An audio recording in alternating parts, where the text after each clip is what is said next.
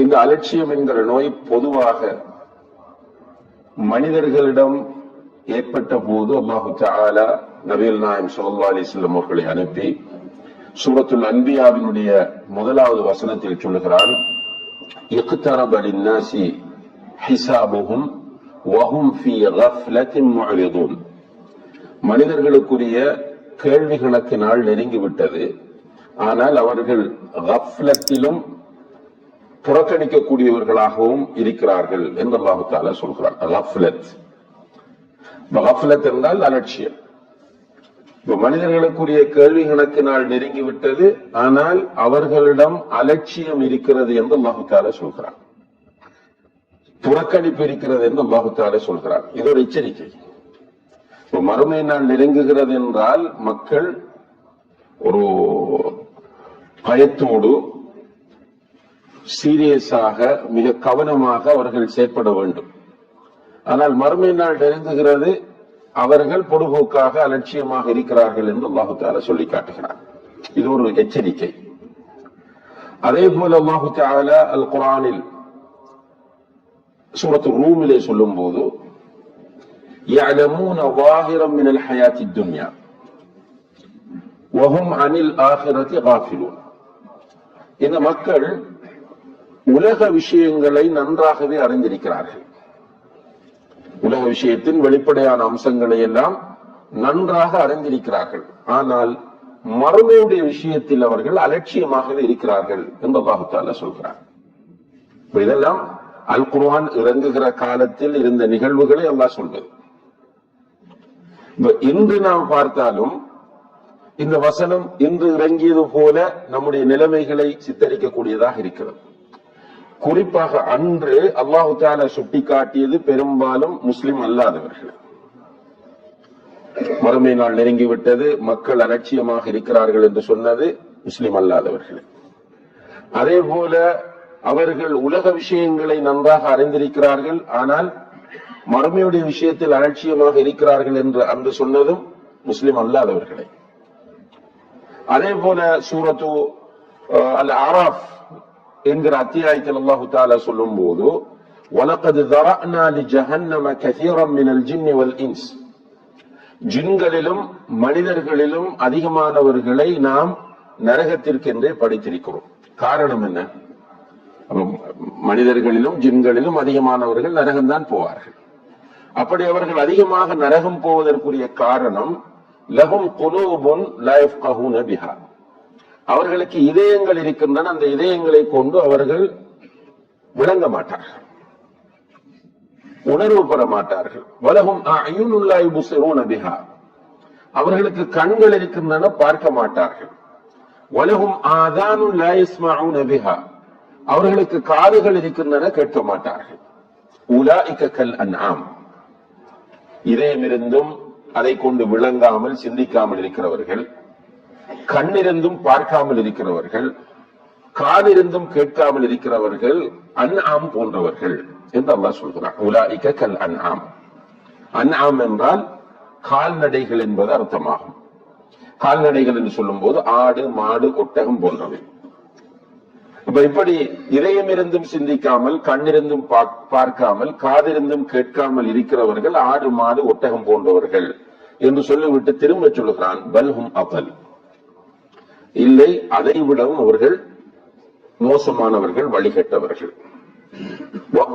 உலாயிக ஹுமுல் காஃபிலூன். இவர்கள் தான் அலட்சியமானவர்கள் என்று அல்லாஹ் தஆலா. இதுவும் யாரை சொல்கிறது? முஸ்லிம் அல்லாதவர்களை தான் சொல்கிறது. ஆனால் இந்த வசனங்கள் இது போன்று நிறைய வசனங்கள் வருகின்றன. இவைகளை எல்லாம் இன்று நம்முடைய சமுதாயத்தில் நம்ம அப்ளை பண்ணி பார்க்கும் போது நம்முடைய சமுதாயத்துக்கு பொருந்துகிறது. சுப்ஹானல்லாஹ், முஸ்லிம்களுக்கு பொருந்துகிறது. நம்முடைய சமுதாயத்தை மிகப்பெரிய ஒரு அலட்சியம் ஆக்கிரமித்திருக்கிறது. உண்மையிலே அல்லாஹ் நம்மை பார்த்து என்ன கேட்கிறான்? பொதுவாக மனிதர்களை பார்த்து கேட்கிறான். அஃப ஹஸிபுத்தும் அன்னமா ஹலக்னாகும் அபஸா. சூரத்துல் முஃமினூனில் அல்லாஹ் கேட்கிறான், உங்களை நாம் வீணாக படைத்திருக்கிறோம் என்று நீங்கள் நினைத்துக் கொண்டிருக்கிறீர்களா? அல்லாஹ் இந்த உலகத்தில் நாம் தற்செயலாக வந்தவர்கள் அல்ல. அல்லாஹ்வினால் படைக்கப்பட்டவர்கள். படைத்தவன் கேட்கிறான், உங்களை நான் வீணாக படைத்திருக்கிறேன் என்று நீங்கள் நினைத்துக் கொண்டிருக்கிறீர்களா? இந்த பிரபஞ்சத்தில் எதையுமே அல்லாஹ் வீணாக படைக்கவில்லை. وَمَا خَلَقْنَا السَّمَاوَاتِ وَالْأَرْضَ وَمَا بَيْنَهُمَا لَاعِبِينَ. வானங்களையும் பூமியையும் அவற்றுக்கு இடைப்பட்டவற்றையும் விளையாட்டாக நாம் படைக்கவில்லை.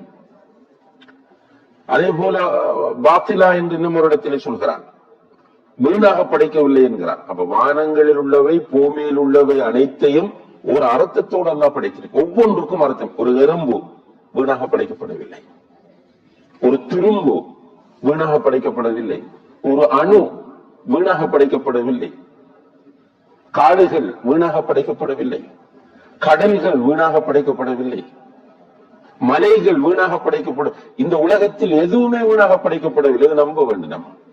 இந்த அல்லாஹ் சொல்லக்கூடிய செய்தி, படைத்தவன் சொல்கிறான், இந்த உலகத்தில் எதையுமே, இந்த பிரபஞ்சத்தில் எதையுமே நாம் வீணாக படைக்கவில்லை.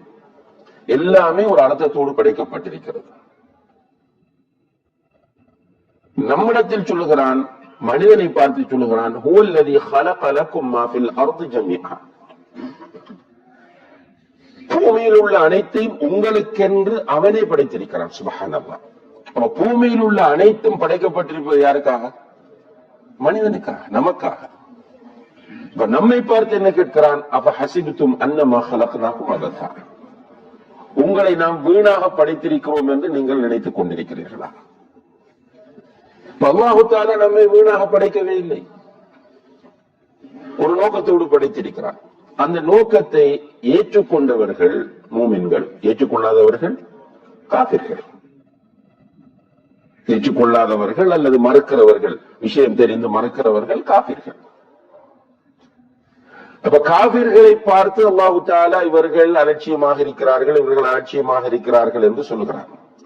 ஆனால் இன்று நம்முடைய சமுதாயத்தை பார்த்தால் இந்த அலட்சியத்தில் மிக பெரும்பாலான மக்கள் இருந்து கொண்டிருப்பதை நாம் பார்க்கிறோம். முதலாவது, ஈமானுடைய விஷயத்தில் மிகப்பெரிய அலட்சியம் இருக்கிறது.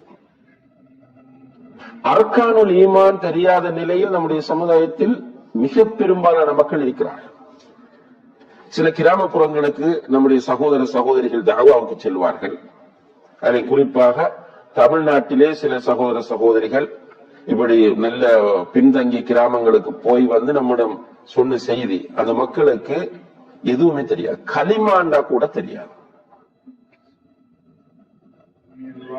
ஈமானை பற்றி அவர்களுக்கு எந்த அக்கறையும் இல்லை, எந்த கவலையும் இல்லை. ஆனால் யார் அவர்கள்? முஸ்லிம்கள். அல்லாஹ் பாதுகாக்க வேண்டும். அவர்கள் நினைத்துக் கொண்டிருப்பது என்னென்றால், இஸ்லாம் என்று சொன்னால் தகடு தாயத்து, துஆ, ஃபாத்திஹா, வேற ஒன்றும் கிடையாது. வீட்டில் குழந்தை பிறந்தால் ஒரு ஃபாத்திஹா, அதுக்கு ஒரு ஹஜ்ரத் இருப்பார். அதே போல வீட்டில் ஒருவர் வயதுக்கு வந்தால் அதுக்கு ஒரு ஃபாத்திஹா, அதுக்கு ஒரு அள்ளிக்கும். கல்யாணம் உண்டு, அதுக்கு ஒரு ஃபாத்திஹா. மௌத்து, அதுக்கு ஒரு ஃபாத்திஹா. இது ஃபாத்திஹாக்களும் துஆக்களும் தகடு தாயத்துக்களும் இஸ்ம் அஸ்மாக்களும் தான் இஸ்லாம் என்று நினைத்து அந்த மக்கள் வாழ்ந்து கொண்டிருக்கிறார்கள். சுப்ஹானல்லாஹ். போய் வந்த சகோதர சகோதரிகள் சொன்னார்கள், ஒரு ஊருக்கு போயிருக்கிறார்கள், நிறைய பெண்கள் ஒன்று சேர்ந்திருக்கிறார்கள், சூரத்துல் ஃபாத்திஹா தெரியாது. அதிகமான மக்களுக்கு, அந்த இடத்துல கூடின அதிகமான பெண்களுக்கு சூரத்துல் ஃபாத்திஹா தெரியாது. நமக்கு ஒரு கற்பனை பண்றதுக்கு ஒரு கஷ்டமா இருக்கு, பொய்யா இருக்கும் போல இருக்கு. ஆனா அவர்கள் உண்மையாக என்று உறுதியாக சொன்னார்கள், நம்பகமானவர்கள். அப்ப நம்முடைய மக்கள் ஏன் நாம் படைக்கப்பட்டிருக்கிறோம் என்கிற விஷயத்தில் மிகப்பெரிய அலட்சியத்தோடு இருந்து கொண்டிருப்பதை நாம் பார்க்கிறோம்.